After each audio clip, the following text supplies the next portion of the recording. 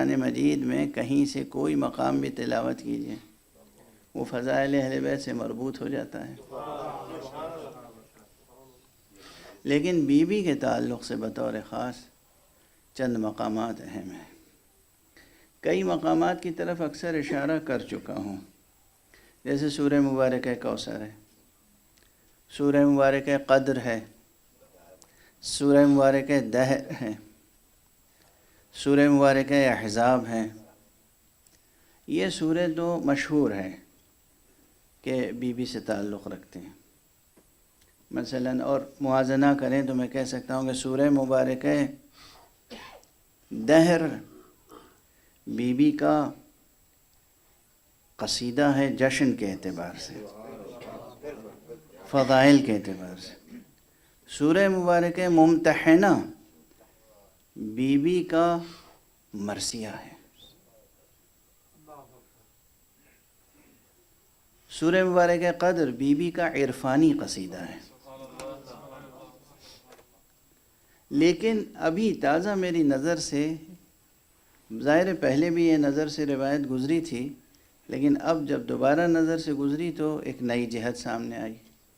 قرآن کی بھی یہ صفت ہوتی ہے اور کلام معصوم کی بھی یہ صفت ہوتی ہے، جتنی بار نظر ڈالیے نئے نکات سامنے آتے ہیں، جتنی بار نظر ڈالیے نئے نکات سامنے آتے ہیں، اس لیے کہ نکات وہاں ختم ہو جاتے ہیں جہاں کلام مردہ ہوتا ہے۔ اگر کلام زندہ ہو، خطاب زندہ ہو، تو نکات اس میں سے مسلسل فیضان جاری رہتا ہے۔ تو اور یہ یہاں پہ ایک بڑا نکتہ پوشیدہ ہے، صحبت، فیض صحبت کسی زندہ کی ہوتی ہے، مردہ کی نہیں ہوتی۔ بہرحال تو قرآن حکیم ہو یا روایات معصومین علیہم الصلاۃ والسلام، ان کی خصوصیت یہ کہ آپ جتنی بار پڑھیں گے کچھ نہ کچھ نئے مطالب ضرور حاصل ہوں گے۔ یہاں پہ ایک شرط ضرور ہے، بشرطے کہ آپ نے اپنی روح کو، اپنے ذہن کو، اپنے نفس کو اتنا بلند بنا لیا ہو کہ اس کلام سے تھوڑی سی مناسبت پیدا ہو جائے۔ ابھی میں عرض کر رہا تھا نا کہ نفس میں مناسبت ہونی چاہیے، آپ کس سے گفتگو کر رہے ہیں۔ اتنی بلندی طبیعت میں، ذہن میں، دل میں، روح میں پیدا ہو جائے، یا اتنی للک، ایسا شوق، ایسی چاہت پیدا ہو جائے کہ وہاں سے فیض کا سلسلہ جاری رہے۔ بھئی آپ بھی کسی کو کچھ عطا کرتے ہیں جب اس میں طلب پاتے ہیں۔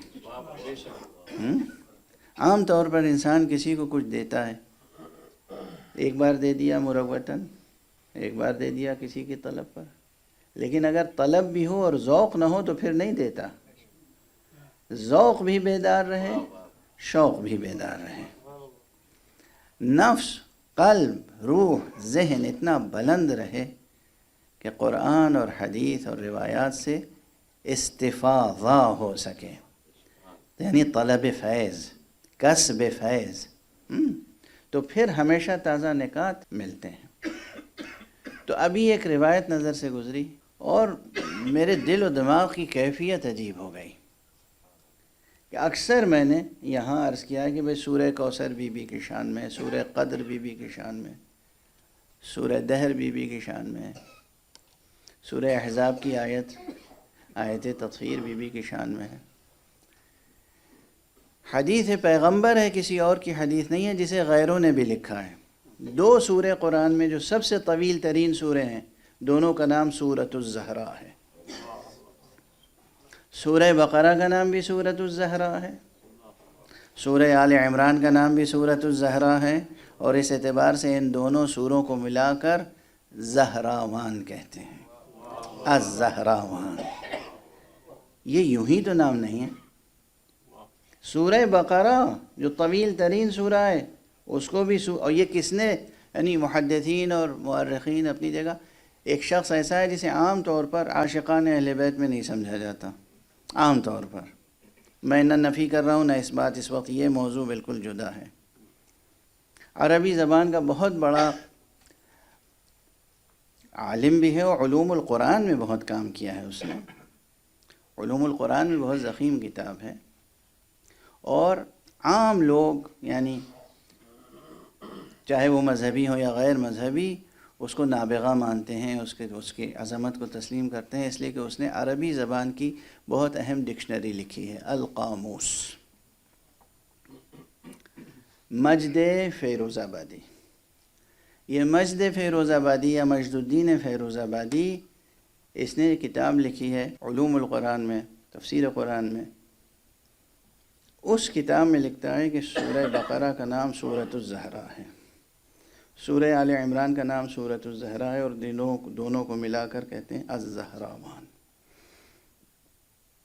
اب آپ کو اندازہ ہوگا اور غور کرنے کے لیے مجبور ہوں گے کہ الزہرا لقب بی بی فاطمہ زہرا بھی ہے، اور الزہرا لقب سورہ مبارکہ بقرہ بھی ہے. الزہرا لقب بی بی فاطمہ بھی ہے، الزہرا لقب سورہ آل عمران بھی ہے. بلا سبب تو نہیں ہے. اور جس زبان مصطفیٰ نے فاطمہ کو زہرا کہا ہے اسی زبان نے سورہ بقرہ کو بھی زہرا کہا ہے، کسی اور نے نہیں.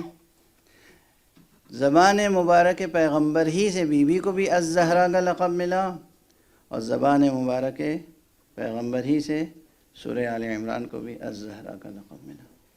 تو یہ اس فقیر کے موقف کی تائید روائی ہے کہ قرآن کہیں سے بھی تلاوت کریں ذکر اہل بیت سے مربوط ہو جاتا ہے، خصوصیت سے یہ سورہ مبارکہ.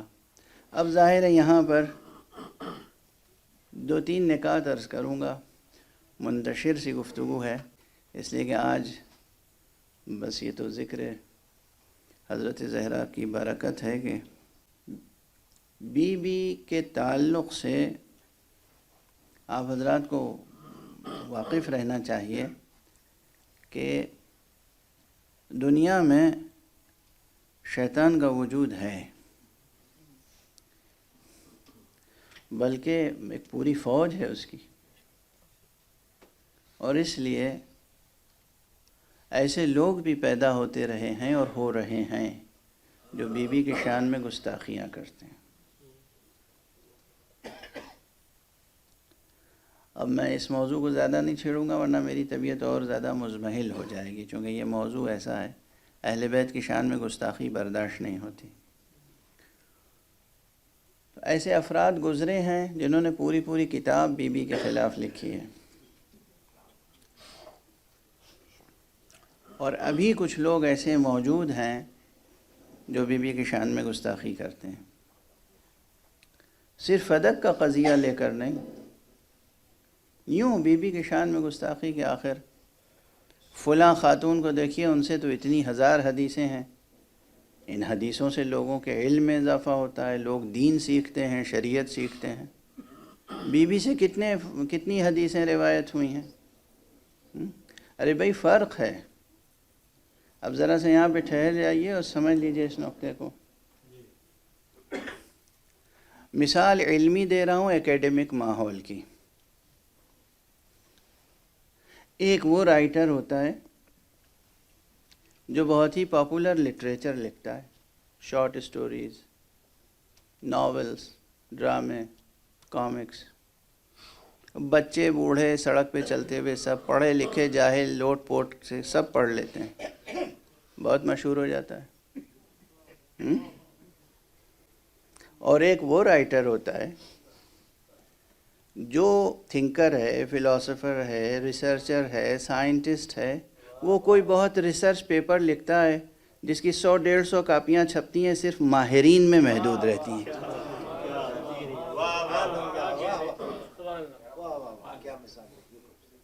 میں مثال دوں، کوئی بھی بچہ ابھی جا کے انٹرنیٹ پہ براؤز کرے گا، 1905 میں یا 7 میں غالباً، اور پھر 1915 میں سب سے پہلا جو آرٹیکل ریسرچ پیپر آئنسٹائن نے لکھا تھا ریلیٹیوٹی پر، جنرل ریلیٹیوٹی اور پھر اسپیشل ریلیٹیوٹی. ان دونوں ریلیٹیوٹی کے جو پیپرز ہیں کتنے بڑے ہیں، 100-200 صفحے کے ہیں. ایک غالباً میرا خیال ہے 25 26 یا 27 صفحے کا ہے، اوریجنل ہے میرے پاس رکھا ہوا، کیونکہ کئی سال ہوئے پڑھے ہوئے تو مجھے صفحے کے شمارے یاد نہیں۔ اور ایسے ہی ایک پیپر تھا جو 15 16 صفحے کا، یہ 15 16 15 یا 16 پیجز 27 پیجز، ان پیپرز نے، ان 2 پیپرز نے پوری دنیا کو منقلب کر دیا۔ فزکس میں انقلاب آ گیا، غور فرمایا آپ نے۔ اور جب اسی لندن میں بیٹھ کر برٹن رسل نے آئنسٹائن کی ریلیٹیوٹی تھیوری پر کتاب لکھی تھی، ABC آف ریلیٹیوٹی، اس کو عام آدمی کو سمجھانے کے لیے، وہ اچھی خاصی کتاب تھی۔ یعنی جتنا پیپر لکھا تھا آئنسٹائن نے، اس کا تقریباً 200 150 گنا زیادہ، اچھی خاصی کتاب تھی۔ جب میں 9th یا 10th میں تھا تو اس کتاب کا اردو میں ٹرانسلیشن کر رہا تھا، ABC آف ریلیٹیوٹی جو برٹن رسل کی کتاب تھی۔ تو وہ کتاب میں لکھتا ہے، اور یہ کتاب سب سے پہلے چھپی ہے کب؟ 1925 میں۔ 1925 میں جب آئنسٹائن بھی زندہ ہے، برٹن رسل بھی زندہ ہے، اور اس وقت دنیا میں بڑے بڑے سائنٹسٹ اور فلاسفرز تھے۔ برٹن رسل کوئی چھوٹا میتھمیٹیشین اور فلاسفر نہیں تھا۔ اس نے لکھا کہ اس وقت 1925 میں، اس وقت اس کرۂ ارض پر آئنسٹائن کی تھیوری آف ریلیٹیوٹی کو سمجھنے والے صرف 2.5 آدمی ہیں۔ کتنے؟ 2.5۔ اب ان کے مقابلے میں کوئی عام آدمی جو شارٹ سٹوری لکھتا ہو، وہ آ کے کہے میں بڑا یا آئنسٹائن؟ سمجھ رہے ہیں آپ؟ آئنسٹائن کیا ہے؟ کچھ نہیں۔ مجھے دیکھیے، میں جو کتابیں لکھتا ہوں، افسانے لکھتا ہوں، کہانیاں لکھتا ہوں، وہ دنیا خریدتی ہے۔ آئنسٹائن کو تو 2.5 آدمی سمجھتے ہیں۔ اور ہمارے یہ جو 2.5 آدمی سمجھتے ہیں، یہ کس لیول کے ہیں؟ اور وہ جو سینکڑوں یا ہزاروں یا لاکھوں آدمی پڑھتے ہیں، وہ کس لیول کے ہیں؟ اور ہمارے یہاں واضح ہے، واضح۔ یہ جو 2.5 آدمی ہیں، یہ وہ ہیں جو عالم فکر میں انقلاب پیدا کرتے ہیں۔ وہ جو ہزاروں یا لاکھوں یا کروڑوں ہیں، وہ اس طرح ہیں جیسے کیڑے مکوڑوں کی طرح جیتے ہیں، اور ان کے فیضان علمی کے محتاج رہتے ہیں، منتظر رہتے ہیں۔ فرق یہی ہے ان خواتین میں جو سڑکوں پر گھوم گھوم کے حدیثیں سنایا کرتی تھیں، اور اس بی بی میں کہ جس نے صحیفہ فاطمہ کے نام سے وہ صحیفہ لکھا جو معصوم امام تلاوت کرتے ہیں، اور لوگوں کو اس سے فائدہ پہنچتا ہے۔ معصومین تلاوت کرتے ہیں۔ غور ہمارے فرق دیکھ رہے ہیں آپ؟ کون کس کے لیے لکھتا ہے، کس کا فیض روحانی، کس کا فیض علمی کس تک پہنچتا ہے۔ اور یہاں پر ٹھہر کے عرض کر دوں، شاید اس سے پہلے میں نے ابھی قم میں ضرور عرض کیا ہے، لیکن یہاں کبھی عرض نہیں کیا، بلکہ کہیں نہیں عرض کیا، کہ اگر دستہ بندی کیجئے، جیسے آج کل ایک عام طریقہ ہے کہ جو بڑے رائٹرز ہوتے ہیں، بڑے پوئٹس ہوتے ہیں، تو ان کے کلیات شائع ہوتے ہیں۔ یعنی پہلے تو چھوٹے چھوٹے مجموعے چھپتے ہیں، اور اس کے بعد آخر میں کلیات۔ تو پھر جناب والا، اگر بی بی کے کلیات کو جمع کیا جائے تو کم سے کم 8 چیزیں، 8 کتابیں ہیں اس میں، 1 2 نہیں۔ ایک وہ صحیفہ ہے جس میں بی بی نے، اور اس 8 کے 8 میں کہیں ایک آیت قرآنی شامل نہیں ہے۔ قرآن اپنی جگہ محفوظ ہے۔ یہ وہ علم ہے جو قرآن کے علاوہ، اور فرما رہے ہیں آپ،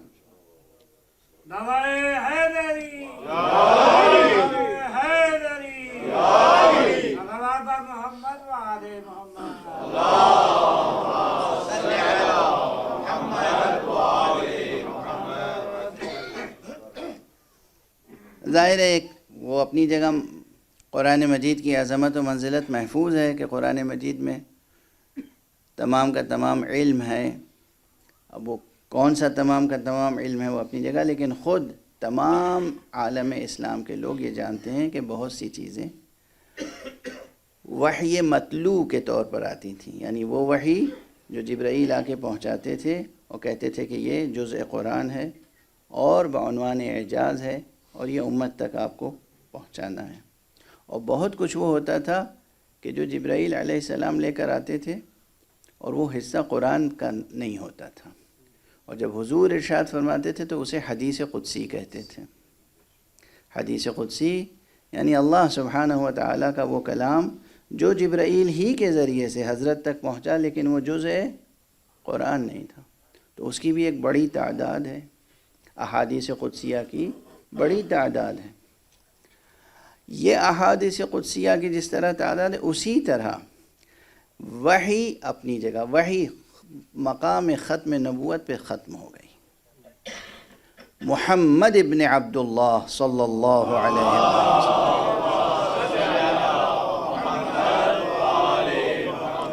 ان پر وحی تمام ہو گئی۔ کوئی یہ نہ سمجھے کہ ہم وحی کے سلسلے کو جاری بتا رہے ہیں، نہیں، وحی ان پہ تمام ہو گئی، شریعت ان پہ تمام ہو گئی، دین ان پہ تمام ہو گیا، نبوت ان پہ ختم ہو گئی۔ لیکن اس کے بعد جبرائیل کا آنا ختم نبوت سے کوئی تعلق نہیں رکھتا ہے، نبوت ختم ہو چکی۔ اب جو جبرائیل آ رہے ہیں وہ حضرت بی بی فاطمہ زہرا سلام اللہ علیہا کے پاس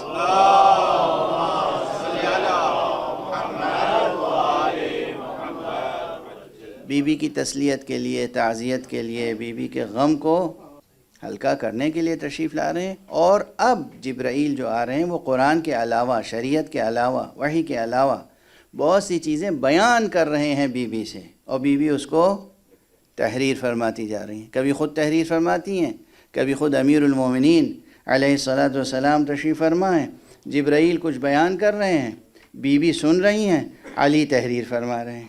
یہ صحیفے تیار ہوئے، اس میں 4 طرح کے مضامین کو الگ الگ رکھا گیا۔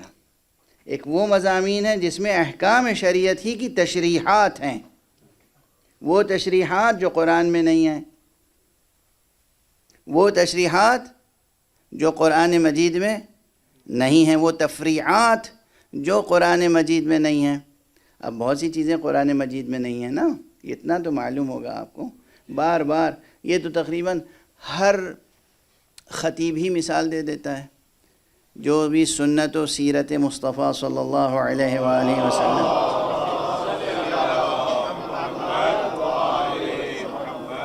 کی اہمیت پر روشنی ڈالنے کے لیے بیان کرتا ہے کچھ، تو وہ یہ بات ضرور اشارہ کرتا ہے یا بیان کرتا ہے صراحتاً کہ قرآن مجید میں بہت سی تفصیلات دین اور شریعت کی نہیں ہیں۔ یہ جو ہم نماز پڑھتے ہیں 5 وقت کی، یہ کہیں ہے قرآن میں؟ کہیں ہے قرآن میں کہ 5 وقت کی نماز ہے؟ اور کتنی ہے؟ صبح کی 2 رکعت ہے، کہاں؟ کہیں قرآن میں لکھا ہوا ہے؟ ظہر کی 4 رکعت ہے، کہیں قرآن میں لکھا ہوا ہے؟ عصر کی 4 رکعت ہے، مغرب کی 3 رکعت ہے، عشاء کی 4 رکعت ہے، نافلہ مغرب کتنی ہے، نافلہ عشاء کتنی ہے، نماز شب کتنی ہے، نماز وتر کیا ہے، کہاں؟ یہ سب قرآن مجید میں نہیں ہے۔ مگر یہ تمام وہ چیزیں ہیں جس میں پوری ملت اسلامیہ متفق اور متحد ہے۔ تو یہ جب نماز جو کہ ستون دین ہے، یہی نماز اپنی تفصیلات کے ساتھ، اپنی جزئیات کے ساتھ، اپنے تمام احکام کے ساتھ قرآن مجید میں موجود نہیں ہے، تو اور کتنے احکام ہوں گے جو قرآن میں نہیں ہیں؟ بہت سے احکام حضور علیہ الصلاۃ والسلام نے تشریح کے ساتھ پیش کیے، لیکن حضور سے بھی بہت سے احکام باقی رہ گئے۔ وہ بہت سے احکام جو باقی رہ گئے، جو قیامت تک جن احکام کی ضرورت پیش آ سکتی ہے، وہ سب احکام کی تفریعات، شاخ در شاخ مسائل، وہ سب جبرائیل بیان کرتے گئے، بی بی سماعت فرماتی رہیں، علی لکھتے رہے، اور وہ صحیفہ تیار ہوا جو معصوم اماموں کے لیے مخصوص ہو گیا۔ چنانچہ اکثر اصحاب تشریف لاتے تھے، مثلا امام باقر علیہ السلام، امام جعفر صادق علیہ السلام کے پاس آتے تھے اور کہتے تھے کہ آقا یہ مسئلہ، کہتے تھے ٹھہرو، اب دیکھیے معصوم ہے، امام ہے، یہ نہیں کہ مسئلہ معلوم نہیں ہے، ٹھہرو۔ حکم دیتے تھے کہ ذرا ہماری ماں فاطمہ کا صحیفہ تو لے آؤ، اور ہمارے یہاں یہ جواب دینا تھا کہ دوسری خواتین اور ہوں گی، ہماری ماں فاطمہ کو پہچانو، وہ میراث علم چھوڑ کر گئی ہیں کہ ہم اسے دیکھ کر اس کا فیض تم تک پہنچاتے ہیں۔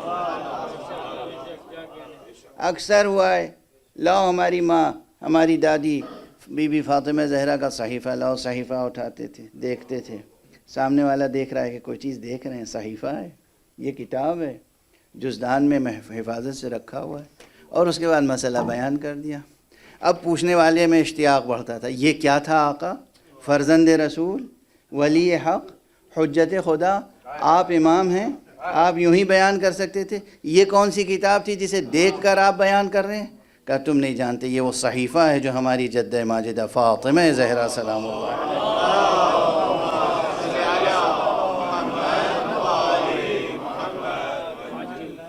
تو ایک صحیفہ یہ ہے کہ جس میں احکام ہیں، جزئیات، یعنی اگر یہاں کوئی خراش لگ جائے اور کوئی چلا جائے جج کے پاس کہ صاحب ان کی وجہ سے یہاں پہ خراش لگی ہے، اب اس خراش کا کیا بدلہ ہوگا؟ خدش، اس کا عرش کیا ہوگا؟ تو یہاں تک اس کتاب میں موجود ہے، غور فرمائیں آپ۔ یہ ایک حصہ ہے۔ دوسرا حصہ احکام کے سے الگ ہوتے ہیں اخلاق اور آداب۔ بی بی کے صحیفے کا ایک حصہ وہ ہے، یا ایک مستقل صحیفہ وہ ہے جو اخلاق و آداب میں ہے۔ پڑوسی کے ساتھ کس طرح سلوک کرنا چاہیے، مہمان کا استقبال کس طرح کرنا چاہیے، مہمان کو رخصت کس طرح کرنا چاہیے، دوست کا حق کس طرح ادا کرنا چاہیے، یہ سب صحیفہ حضرت زہرا سلام اللہ علیہا میں موجود ہے۔